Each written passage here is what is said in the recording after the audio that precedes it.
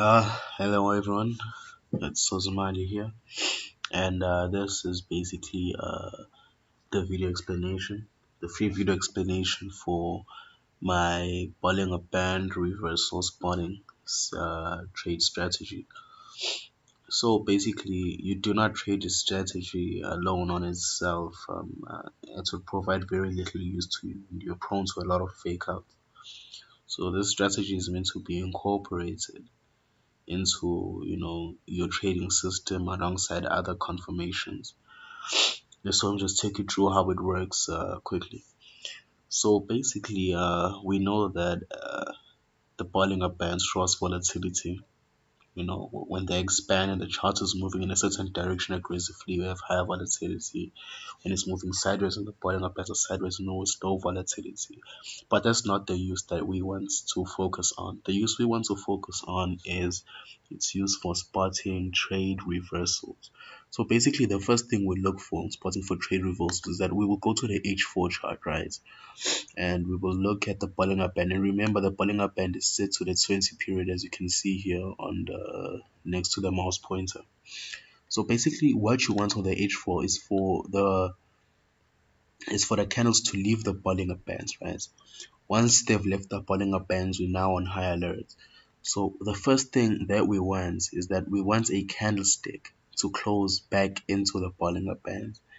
And the candle that does that is the candle that we now focus on. So just put that there to mark that candle basically. So this is now the candle that we are focusing on. We will then move to M15, which is now our setup spotting time frame. So basically on M15, as you can see here, what we want is that we want an M formation, right, to coincide with the candle that closes back into the Bollinger Bands. So what we want is basically what you see here, which is an M formation, right? But what we want specifically in terms of the information, we want the first shoulder to close outside the Bollinger Band, right? Now, once we have this, this is one basically point of confirmation that our trade is, a bit higher probability. Then we want the midsection of the M to bounce off the middle Bollinger Band, right?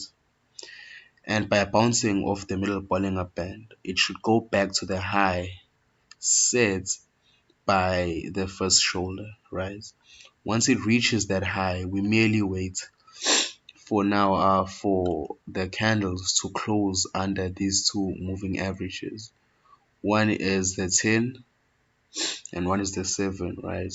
So ideally we wanted to base a candle that'll basically cross by where they are also crossing over, but that's not really important. So we'll see that if I took an entry on this candle where it closed over, I would have gained myself a nice, well, if I took the whole trade, maybe took profit at the 50 MA, I would have gotten a nice 29 pips, 30 pips basically, just off that single, small movement. And this isn't even the best. So another thing that we want though is that for a higher probability, one other thing you can look at is the Bollinger Band where the information is happening flat, like as you can see here. I will use a square to mark it. As you can see here, this line is straight, and that's the side on which this information is happening on. That also increases the probability of the trade. Now, there are also a multitude of other things that I look at, and I will share some of them in subsequent videos, but obviously I will not share all of my secrets, for free, and that's why I have my paid services for those who want to become students of mine, to in order to learn all of my strategies and the things that I use.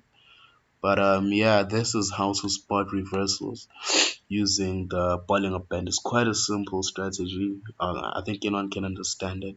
If you have any questions, please ask in the comments. And if you haven't already, please subscribe to the site to get more free video lessons like this. And yeah, thank you.